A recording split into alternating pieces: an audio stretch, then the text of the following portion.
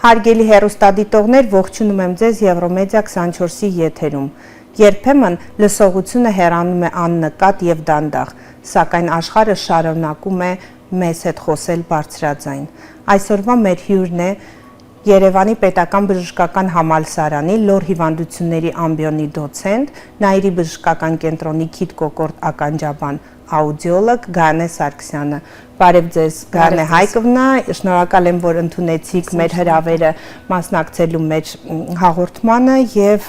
այսպիսի մի առաջին հարցը։ Դուք որպես լավագույն բժիշկ, ով կարողանում է շատ արագ եւ ճշգրիտ հայտնաբերել երեխայի մոտ կամ մեծահասակի մոտ լսողության կորուստը, ինչ եք զգում այդ պահին, երբ պիտի ծնողին հայտնեք այն լուրը, որ երեխան ունի խլություն, չի լսում եւ ինչպես եք դուք դա անում եւ ինչ եք զգում այդ պահին։ Իհարկե դժվար է եւ այդ պահին փորձում ես վերապրել ծնողի զգացմունքները, դժվար է ասել ծնողին, որ երեխան ունի ծանրալսություն,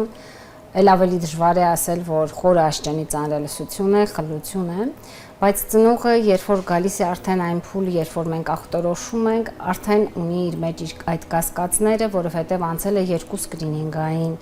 շրջան, որտեղ ասել են այո, ոնց որ թե տեսնում ենք խնդիր եւ արդեն անհրաժեշտ է վերջնական ախտորոշում իրականացնել եւ իհարկե նրանք էլ այդ պահին սկսում են տանը փորձել ձայներ հանել եւ երբ որ տեսնում են արձագանք չկա, արդեն այդ կասկածով են գալիս, բայց միևնույն է այն հույսով են գալիս, որ ես կհերքեմ, կասեմ, չէ, ամեն ինչ նորմալ է եւ դժվար է ծնողին ասել, այո, երեխան ունի լսողության խնդիր։ Իսկ ունեք ձեր հիշողության մեջ մի այնպիսի դեպք, որը երբեք չեք մոռանա, օրինակ շատ հուզվել եք այդ պատմությունից եւ անընդհատ վերապրում եք այդ ամենը, կա այդպիսի դեպք։ Իհարկե կա, երևի թե ամենաշատը կհիշեմ մի տատիկի, ով տատիկն էր բերել երեխային, որովհետև ծնողները եւս ունեին լսողության խնդիրներ, նրանց մոտ ծնվել էր զույգ երեխա, մեկ երեխան լսում էր եւ մյուս երեխայի մոտ ախտորոշեցին խլություն երկկողմանի, տատիկի հուզմունքը չեմ կարողանում մոռանալ, որովհետեւ տատիկը ասեց, որ ծնողները դեմ են որևիցե միջամտության, որևիցե լսողական սարքի կրելու եւ ասում էր, որ ծնողները չեն հասկանում, թե ինչից է զրկվում այդ երեխան, ինչպիսի ձայներից եւ ինչ դժվար է։ Երևի թե տատիկին այդ ամենը չեք մոռանում, այո, որ ուզում էր օգնել, չկարողացավ։ Եվ ինչ մեթոդներով եք, ինչպես եք օրինակ հետազոտում լսողությունը, այ կպատմեք փոքր դրա մասին, ինչպիսի մեթոդներ կան, ինչպես եք դուք դա անում, ինչքանով են ճշգրիտ դրանք, դրա մասին կուզենայի մի փոքր խոսեիք։ Լսողության կան օբյեկտիվ եւ սուբյեկտիվ հետազոտության մեթոդներ։ Եթե դա նորածնային հասակ է կամ վաղ մանկական հասակ է մինչև 3-4 տարեկան, իհարկե օբյեկտիվ մեթոդով ենք հետազոտում, երեխան այդ ժամանակ պետք է լինի խորը քնի մեջ եւ հիմնականում իրականացնում ենք ընդհանուր անզգայացման պայմաններում, սեդացիոն պայմաններ են հատուկ։ Այսինքն անզգայացված անեստեզիայի տակ նարկոզ, հա, այսպես ասենք, հա, քնած է երեխան։ Քնած է երեխան, որովհետև մեզ պետք է որ խորը քնի մեջ լինի, օբյեկտիվ մեթոդով լսողական պոտենցիալներն ենք գրանցում։ Իսկ արդեն 5-6 տարեկանից սկսած կարող է դրան միանում է սուբյեկտիվ մեթոդները, մեծահասակների մոտ հիմնականում սուբյեկտիվ մեթոդներով, բացառությամբ այն դեպքերը, երբ որ անհրաժեշտ է օբյեկտիվ գնահատական կամ երբ որ ունակ չէ թեկուզ մեծահասակը իրականացնել սուբյեկտիվ հետազոտության մեթոդը։ Իսկ շատ դեպքերում մարդիկ ասում են հնարավոր է դա ցավոտ գործընթաց լինի, ցավի զգացողություն լինի մեծահասակի կամ փոքրի մոտ, դա պատմեք դրա մասին։ Ոչ, դա ընդհանրապես ցավոտ չէ, բայց իհարկե հարցնում են եւ ծնողներն են հարցնում եւ մեծահասակները անհանգստանում են, դա արդյոք ցավոտ է, արդյոք դա վտանգավոր մեթոդ է, ճառագայթ է, թե ոչ։ Իհարկե ոչ, լսողության ստուգումը բոլոր մեթոդները անվտանգ են։ Երբեմն այո, ծնողները փորձում են խուսափել այդ անեստեզիայից, բայց մենք բացատրում ենք, որ դա մեր ճշգրիտ ախտորոշման համար շատ կարևոր է, որ երեխան լինի խորը քնի մեջ կամ անզգայացման պայմաններում։ Այսինքն, եթե ախտորոշեցիք օբյեկտիվ մեթոդներով, հա, հնարավոր չէ, որ սխալված լինի բժիշկը, որովհետև շատ դեպքերում ծնողը քանի որ ինձ հոգեհարազատ է այս թեման, մտածում է, որ արդյոք բժիշկը միգուցե սխալված լինի, փորձենք այստեղ, այնտեղ հետազոտվել, միգուցե այդ ձայն ենք տալիս, ետևի կողմից երեխան շրջվում է, բայց բժիշկը մեզ ասում է, որ երեխան չունի լսողություն, հա, պարզապես ինչով է դա պայմանավորված, որ ձայնին երեխան կարող է պտտվել, բայց բժիշկը ասում է, չէ, գիտեք, ձեր երեխան չի լսում։ Գիտեք, օբյեկտիվ մեթոդը, այո, դա այսօրվա մեթոդն է, որը համարվում է ամենաճշգրիտը եւ ախտորոշումը պետք է հիմնվել միայն դրա վրա եւ չենք հիմնվում ծնողի սուբյեկտիվ կասկածների վրա, որովհետեւ երբ որ մեկ զգայարան լավ չի աշխատում, այդ երեխաները շատ ավելի զգայուն են եւ տեսողական, հա, ծնողը գուցե ասում է, ես կողքից էի ծափ տալիս, երեխան տեսել է վիբրացիոն ձայներին, այսինքն միևնույնն է այդ սուբյեկտիվ պատկերը, որը ծնողը նկարագրում է, չենք կարող հիմք ընդունել, իսկ օբյեկտիվ մեթոդը, այո, դա ամբողջ աշխարհում համարվում է, այդ մեթոդով ենք ախտորոշում երեխայի մոտ ծանրալսություն կա, թե ոչ։ Հետաքրքիր է եւ առաջին շտապ օգնությունը, հա, այսպես ասենք, որը կարող է լինել, որն եք խորհուրդ տալիս ծնողին առաջին քայլով ինչ պետք է անել։ Օրինակ 6 ամսեկան հասակում մենք հասկացանք, որ երեխան ունի խլություն, երեխան չի լսում կամ լսողության իջեցում, ինչ անել առաջին քայլով, որովհետև պատկերացնում ենք, որ ծնողները շատ հուզված են, հոգեբանական այնպիսի վիճակում են գտնվում, որ կորցնում են իրենց, հա, եւ հստակ քայլեր կարող ենք օրինակ ասել առաջին քայլով, երկրորդ քայլով ինչ հերթականությամբ պետք է գնալ, որպեսզի երեխան կարողանա հետագայում դառնալ հասարակության լիարժեք անդամ։ Իհարկե կան այդ քայլերը, առաջին քայլով, երբ որ ունենում ենք արդեն ախտորոշում ծանրալսություն կամ խլություն, երեխային ուղղորդում ենք լսողապրոթեզավորման։ Երեխան պետք է կրի լսողական սարքեր, որից հետո անցնում է հաջորդ քայլը սուրդոմանկավարժի հետ պարապմունքները, եւ հենց սուրդոմանկավարների արդյունքներով ենք որոշում արդյոք լսողական սարքերը բավարարում են երեխային եւ եթե ոչ, արդեն հաջորդ քայլը կոխլեար իմպլանտացիան է։ Դա արդեն խորը աշճանի ծանրալսության դեպքում, բայց նույնիսկ երբ որ հայտնաբերում ենք միջին աշճանի ծանրալսություն, սուրդոմանկավարժն է առաջինը, որ մեզ ասում է, գիտեք, ես նկատում եմ, ոնց որ սարքերը չեն բավարարում, գուցե իջել է երեխայի լսողությունը, որովհետեւ այո, առաջին ախտորոշման ժամանակ կարող է մենք հայտնաբերենք միջին աշճանի ծանրալսություն, բայց նույնիսկ ամիսներ անց արդեն երեխայի մոտ խլություն լինի եւ այդ հարցը հենց բարձրաձայնում է առաջինը սուրդոմանկավարժը, ինքն է մեզ ասում, որ ոնց որ թե աշխատանքները չեն գնում այնպիսին, ինչպիսին պետք է լիներ այդ աշճանի ծանրալսության դեպքում։ Եվ ինչպես նաև փորձում են գտնել արդյոք երեխան ունի այլ առողջական խնդիրներ, որոնք կարող են խոչընդոտել մեր սուրդոմանկավարժական աշխատանքներին եւ չբերել այն արդյունքը, որին ձգտում ենք եւ մենք եւ ծնողները։ Այնուամենայնիվ շատ դեպքերում ծնողները հարցադրումներ են անում հետեւյալ կերպ, արդյոք չեք կարող բուժել խլությունը, հա, չկա այնպիսի մի դեղահապ կամ ներարկումներ, որ հնարավոր լինի բուժել եւ երկրորդ հարցը երևի թե կան աշխարհում որոշակի հետազոտություններ նորագույն, որոնք որ կարող են այնուամենայնիվ բուժել լսողությունը։ Իհարկե ծնողները այդ հարցը անպայման տալիս են, նախ հարցնում են, արդյոք կա այլ երկրում գուցե այնպիսի մեթոդ կա, որ կարող են բուժել եւ լսողական սարքեր պետք չեն, կոխլեար իմպլանտացիա պետք չէ։ Մենք ամբողջը բացատրում ենք եւ ասում ենք, որ այո, մենք Հայաստանում ունենք այն բոլոր մեթոդները, որով պետք է, որը անհրաժեշտ է վերջնական ախտորոշման համար, բայց ես կարծում եմ, որ միևնույն է իրենք փորձում են լսել նաեւ այլ կարծիքներ, դիպեն գուցե այլ ոչ ստանդարտ բժշկական մեթոդների, ինչ որ դեղեր են կաթացնում եւ այլն այդպիսի բաներ ունենում են, բայց երևի շատ արագ էլ հետ են գալիս, որտեղ տեսնում են, որ արդյունք չկա եւ պետք չէ լսել այլ մարդկանց կամ մտածել, որ գուցե մենք սխալվել ենք, պետք չէ։ Եվ մի հետաքրքիր էսպիսի հարց կա, արդյոք տարիքային որոշակի փուլ, որից հետո էլ արդեն անիմաստ է որևէ բան անել, այսինքն կա ինչ-որ տարիք, որ պետք է ծնողները շտապեն։ Հնարավոր է այդպիսի դեպք, որ օրինակ ուշացած դիմաց բուժառուն այլևս այն արդյունքը չունենա, որ մենք ակնկալում ենք, կամ հակառակը օրինակ կարող ենք ցանկացած ժամանակահատվածում եւ լսողական սարքեր եւ իմպլանտ տեղադրել, դրա մասին կուզենայի լսել։ Իհարկե կա այդ տարիքը, ցավոք կա, շատ լավ կլիներ, որ չլիներ, բայց մեր կենտրոնը, լսողական կենտրոնը եւ մեր ուղեղը այդպես չէ։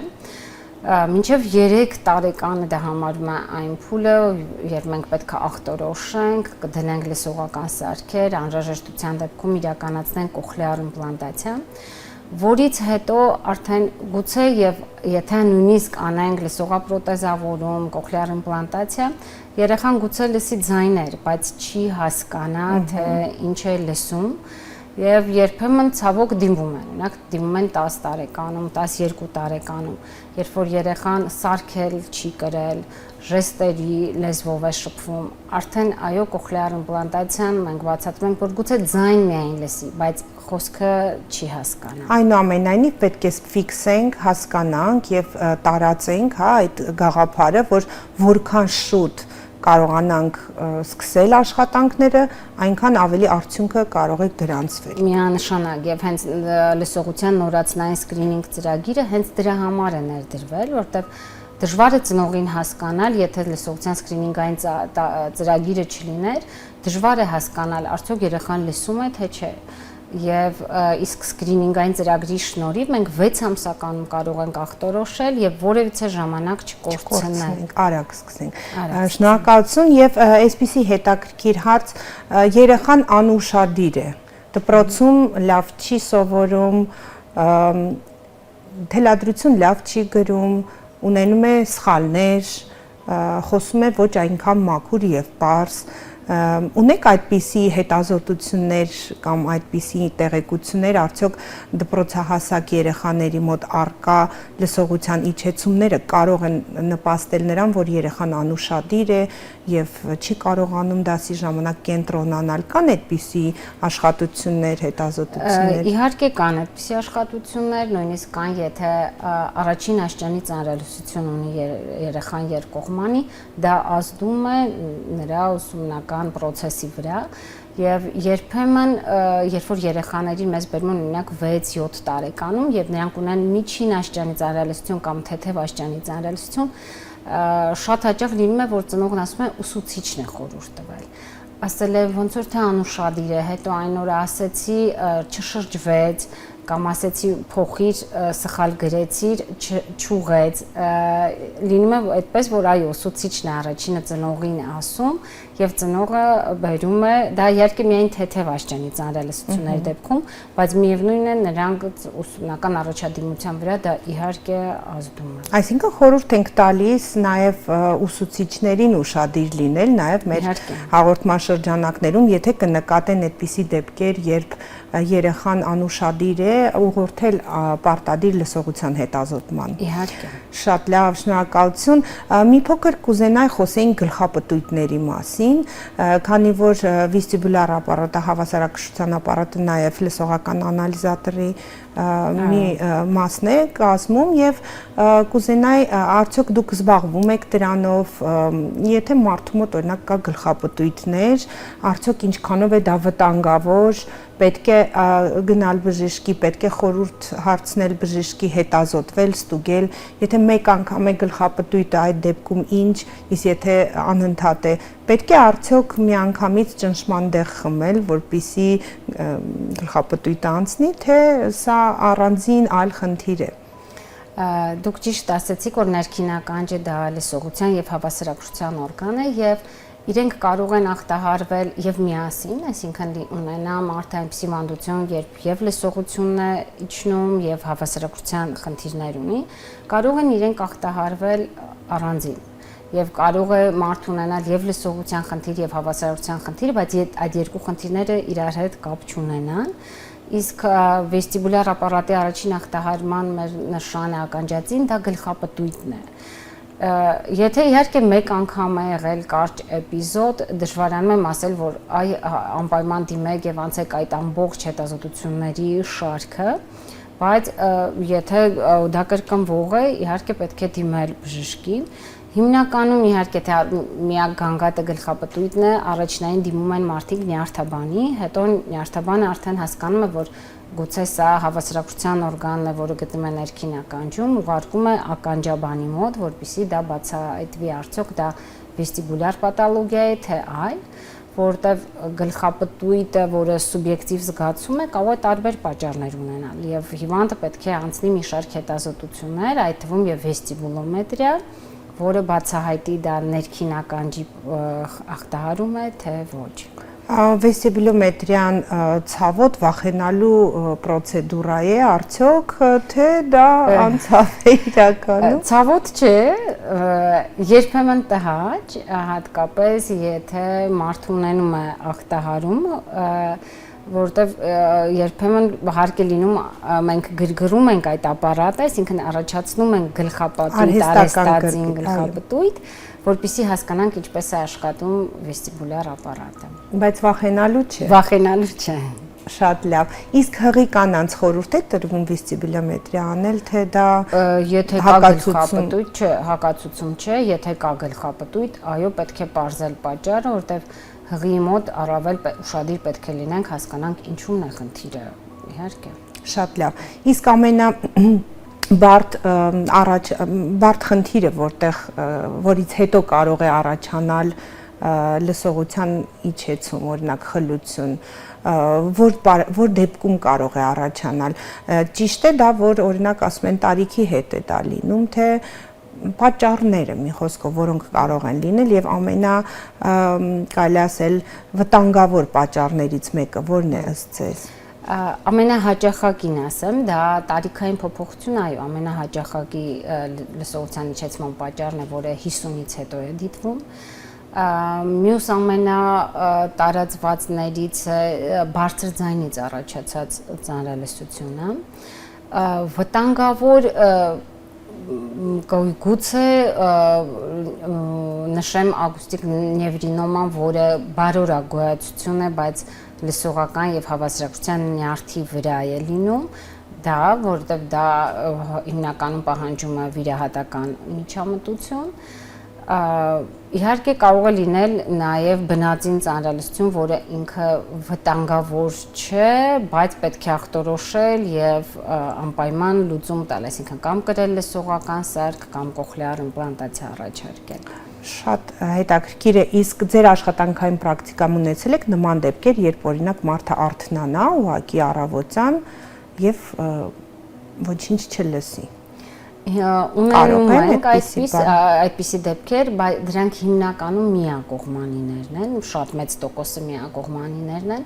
կոչվում է հանկարծակի սենսոնևրալ ծանրալսություն, որը մինչև 12 ժամվա ընթացքում այո մարդը արթնանում է եւ ունենում է։ Իսկ պատճառները դրանց որոնք են։ Վիրուսային պատճառները շատ են, անոթային ծագումը եւս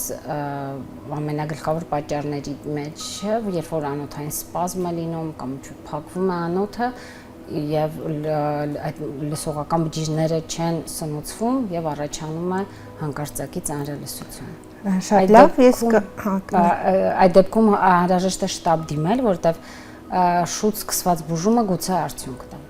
Շատ լավ։ Իսկ մենք խոսեցինք լսողական սարքերի, իմպլանտների եւ այլն, կա այդպիսի լսողության իջեցման տեսակ, որ բուժվում է։ Օրինակ, իհարկե կա։ Եթե մանկական հասակում նայենք, օրինակ երեխաների մոտ էքսուդատիվ օտիտները, այդ ծնողը դիմում է, ասում է երեխան այսքանի օր լավ չի լսում եւ դա առաջացել է վիրուսային ինֆեկցիայից հետո, այո, կարող է միջին օտիտ ունենալ, էքսուդատիվ օտիտ ունենալ եւ դա այդ իջեցումը ժամանակավոր է, եւ բուժումը կվերականգնի անպայման այդ լսողությունը։ Այսինքն դեղորայքային բուժում կամ վիրատական միջամտություն ցանկացած հնարավոր է։ Նույնիսկ հասարակ ծծմբային խցանը կարող է առաջացնել ծանրալսություն, որի հեռացումից հետո մարդը երջանիկ այո, լսում է ամեն բան, ավելի շատ քան պետք է։ Այո։ Շնորհակալություն։ Իսկ այսպիսի մի հարց, ինչու որոշեցիք դառնալ աուդիոլոգ։ Ինչը ձեզ դրդեց դառնալ հենց աուդիոլոգ։ Ես երևի թե այն, որ ես փոքրուց ֆիզիկա շատ եմ սիրել եւ մեր ականջը, մեր լսողությունը ինքը ֆիզիկական մեծություններով է չափվում ամեն ինչը, երևի թե դա։ Այսինքն իսկ բժիշկ առհասարակ բժիշկ ինչը բերեց ձեզ այդ մտքին։ Ինձ թվում է ընտրության իրավունք չուներ, որտեղ հայրս փոքր ժամանակվա ինձ ասում էր, որ դու բժիշկ ես դառնալ։ Պարտադրել եմ, որ մեզ բուժես։ Շատ լավ է արել ձեր հայրը, շնորհակալ ենք նաև ձեր ծնողներին, որովհետև հիանալի լավագույն բժիշկն ենք այսօր վայելում եւ շատ ու շատ երեխաներին եւ մեծահասակներին նաև մեծ օգնություն եք ցուցաբերել եւ ուրախ ենք, որ դուք լսեցիք ձեր հորը եւ կարճ բլից հարցումներ, եթե կարելի է այսպես միֆ կամ իրականություն, ճիշտ է օրինակ, որ եթե ականջը ցավում է, արագ պետք է ձետ կաթացնել ականջի մեջ կամ օրինակ սխտոր դնել ականջի մեջ, այդպիսի բաներ ենք լսել, իհարկե դա ճիշտ է, թե իհարկե ոչ ճիշտ չէ, չի կարելի կիրառել, պետք է դիմել բժշկի, որպեսզի հասկանանք ինչ դեղորայք նշանակ է։ Շատ լավ, եթե ականջից հեղուկ է գալիս, էքսուդատիվ է, օրինակ ենթադրենք, թարախ է գալիս, այսպես ասած, անմիջապես պետք է տաք կոմպրեսներ դնել։ Ոչ, տաքը ընդհանրապես հակացված է նման դեպքերում։ Չի կարելի տաքը դնել թարախային պրոցեսի ժամանակ, այո։ Հաջորդ արագ հարցը եւ ակնկալում եմ արագ պատասխան, լավագույն ականջը մաքրելու միջոցը դա փայտիկն է։ Ոչ, ոչ սխալ է։ Ուղղակի պետք է լողանալուց հետո սրբիչով ինչքան է հնարավոր, շատ թեթև մաքրել։ Շատ լավ, հաջորդը օրինակ գլխապտույտը միշտ կախված է օստեոխոնդրոզի հետ։ Իհարկե ոչ։ Բազմաթիվ պատճառներ կան գլխապտույտի, այդ թվում ականջածին։ Ահա, եւ երեխան եթե ունի լսողության իջեցում, ոչինչ, կմեծանա, կանցնի։ Ոչ, դա ամենասխալ տարբերակն է։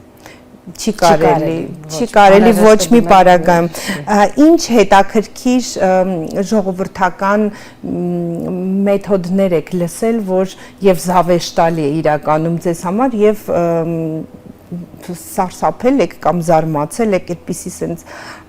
տարօրինակ մի բան եք լսել ականջի կամ առհասարակ քիթ կոկորտի վերաբերյալ։ Դուք ճիշտ ասացիք, երևի թե ամենաշատ սոխը սխտորի կիրառումը, ցավոք մեզի կիրառումը եւ այդպես կաթացրել են, այո, եւ կարծել են, որ սպասենք, ոսյա մեկ ամիս էլ կաթացնենք կանցնի եւ կորցրել են այն թանկարժեք ժամանակը, որ անհրաժեշտ է դիմել բժշկի եւ ստանալ համապատասխան եւ ճիշտ բուժում։ Իսկ իրականում եթե օրինակ սպիրտ են կաթացնում կամ օրինակ առավել եւս ինչ որ մի հեղուկներ են կաթացնում, դա կարող է արդյոք ավելի խորացնել, վառել կամ եթե կա օրինակ պերֆորացիա, հա, այսպես ասած դա ներս անցնի։ Եթե թմկաթաղանթի պերֆորացիա կա, այո, սպիրտը չի կարելի կաթեցնել։ Հիմա իհարկե կան սպիրտային կաթիլներ, նախկինում սպիրտային կաթացում հենց բժիշկները նշանակում են, հիմա կան փոխարինող սպիրտային կաթիլներ, որոնք նշանակում ենք, բայց կոնկրետ ցուցումով։ Որտեւ եթե կա թմկաթաղանթի վնասվում, պերֆորացիա, ապա սպիրտային կաթիլները հակացուցված են։ Եվ որտեվ շատ ուժեղ ցավ կզգա այդ պահին հիվանդը, դա երևի կլինի ամենադաժանը։ Ինչ տարօրինակ առարկա եք հանել ականջից։ Կամ տարօրինակ երեխաները արևածաղիկ շատ են սիրում դնել, դա հանել ենք իհարկե ականջից։ Եղել է որ միջատի դեպքում էլ եւ միջատի դեպքում շատ կարեւոր է, այ մենք ասում ենք անպայման դիմեք մենք այդ դեպքում մենք սպիրտային հեղուկ ենք, կաթիլ ենք կաթեցնում, որ միջատը սատկի, նոր հետո փորձենք հանել, որպեսզի չվնասենք անցուղի եւ մակերես, այո։ Եվ այսպիսի մի հետաքրքիր հարց, օրինակ դուք ինչ եք կարծում, ինչքանով է ճիշտ, որ ասում են ականջացված տանը փոքրիկ կաթիլ կա, չգիտեմ, տատիկի կաթիլը միգուցե կամ պապան է օգտագործել, խնդրում եմ կաթացրու կանցնի, ինչպես եք դրան վերաբերում։ Իհարկե ոչ, լավ, նախ կաթիլները, ականջի կաթիլները, եթե դա բացվել է տուփը 1 ամիս անց իրենք արդեն չեն գործում, որևիցե էֆեկտ չեն կարող ունենալ եւ կան ականջի տարբեր կաթիլներ, կան սպիրտային կաթիլներ, կան յուղային կաթիլներ, որոնք ամեն մեկը տարբեր ցուցումներ ունի։ Այսինքն այնուամենայնիվ դիմել չի կարելի ցանկացած պարագայում դիմել բժշկի, բժշկին դիմելու վախը ինչից է առաջանում հասարակության մոտ, որ օրինակ, չգիտեմ, ինքնաբուժությամբ կզբաղվեն, հարևանին կզանգարեն, կհարցնեն կամ ընկերներին, ծնողներին, բայց բժշկին մոտենալը, դիմելը վախեցնում է։ Ըստ ձեզ։ Գիտեք, հիմնականում երբ որ դիմում են, ասում ենք, ինչի շուտ չեք դիմել, ասում են ժամանակ չունենք, բայց չեն հասկանում, որ իրանք կորցրել են հենց ամենաթանկը, այն ժամանակը, որի դեպքում մենք կարող էինք օգնել իրենց։ Դա ամենայն պատճառն է, որ իրենք նշում են, բայց ամենավատ սխալ պատճառն է։ Եվ վերջին հարցս, նախորդ հյուրը այդպիսի մեզ մոտ ավանդույթ կա, որ մի հարց է հնչեցնում հաջորդ բժշկին, նախորդ հյուրը հարցրել է, թե ձեր վերջին կարդացած գիրքը որն է։ Ես հիմնականում մեծ մասը մասնագիտական գրքեր եմ կարդում եւ վերջին կարդացած գիրքը ականջի աղմուկին էր վերաբերվում։ Շնորհակալություն եւ եւս մեկ հարց մեր հաջորդ բժշկին ձեր կողմից խնդրեմ։ Ինչու ընտրեց հենց այդ նեղ մասնագիտությունը։ Շնորհակալություն հետաքրքիր զրույցի համար, շնորհակալ ենք, որ ընդունեցիք մեր հրավերը եւ հիշեցնեմ, որ այսօրվա մեր հյուրն էր Նաիրի բժշկական կենտրոնի քիթ կոկորտ ականջաբան, աուդիոլոգ Գայանե Սարգսյանը։ Առողջ եղեք։